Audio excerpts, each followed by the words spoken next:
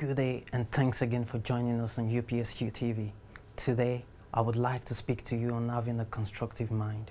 For generations, questions have been asked about why some people are good and some are bad, why some people are successful and some are not, why some people keep getting promotion and some keep getting demotion, why there are always only two kinds of people in positions of authority, the corrupt and the incorrupt. Thinking about these issues, I arrived at a conclusion that a major factor responsible for these differences is a constructive mind.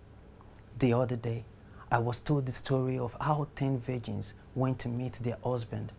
Based on tradition, they all went with lambs. However, only 5 of them was wise enough to take extra oil with them. The rest 5 didn't. Based on the story, their husband arrived late. He arrived at a time when the extra oil mattered. And guess what? It was never hard for those with extra oil to quickly refill their lamps. However, those without extra had to start running helter-skelter in the middle of the night, causing them to miss out on what could have been their wedding ceremony. Thinking about this story, I realized that a constructive mind is a mind that thinks or plans ahead. When it comes to a constructive mind, these are the questions to ask. If the light does not shine, what would shine? If the truth is not known, what would be known?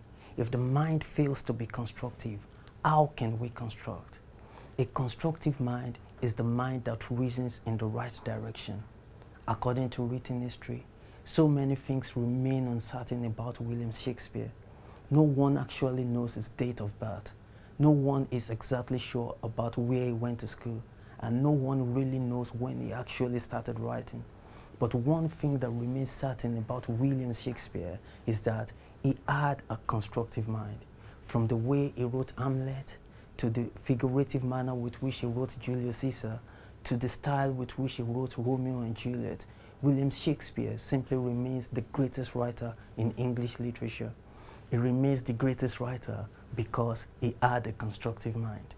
Again, if the light does not shine, what would shine? If the truth is not known, what would be known? If the mind fails to be constructive, how can we construct? Like I said, a constructive mind is the mind that reasons in the right direction. And when the mind reasons in this way, it is bound to find out the truth. Anne Frank had a constructive mind.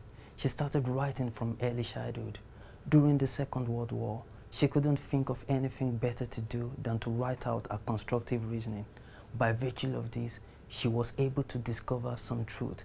She discovered the truth about infatuation, a workout of a wrong relationship. She discovered the truth about motherhood. This helped her to start treating her mother with tolerance and respect and understanding. Anne Frank discovered the truth about herself. On the 5th of April 1944, she wrote in her diary, "I know I can write." Even at the age of 14, she was already sure of her writing skills. She never needed anyone to praise or ridicule her works. She made up her mind that she would continue living even after her death. According to a report in 2001, after the Holy Bible, Anne Frank's diary is the most widely read non-fiction book. Even though Anne is dead today, she lives on. She lives on because she had a constructive mind with which she was able to reason out truths that could help her destiny. Again, if the light does not shine, what would shine? If the truth is not known, what would be known? If the mind fails to be constructive, how can we construct? This is it. When the mind is constructive, it finds out the truth. When the truth is known, light is bound to shine. For this, I can remember Steve Jobs. Steve Jobs had a constructive mind. One of his biographies mentions that Jobs has always been an intelligent and innovative thinker. By virtue of his reasoning, he was able to discover the truth about himself. He realized that he could change the world. In 1983, he persuaded one of his friends who was then working for a soft drink company to come and start working for Apple. He asked him, "Do you want to sell sugar water for the rest of your life, or do you want to come with me and change the world?" By virtue of his constructive reasoning, Little do I need to tell you about how his light shines on in our world today, from the production of iPod to the production of iPhone to the production of iPad. Steve Jobs' light simply shines on. Therefore, I believe if we should start developing and using constructive mind, just like the 5 wise virgins, we will start planning and thinking ahead. Just like William Shakespeare, we will start reasoning in the right direction. Just like Anne Frank, we will start discovering truths that could help our destinies. And just like Steve Jobs, our lights will soon be shining everywhere.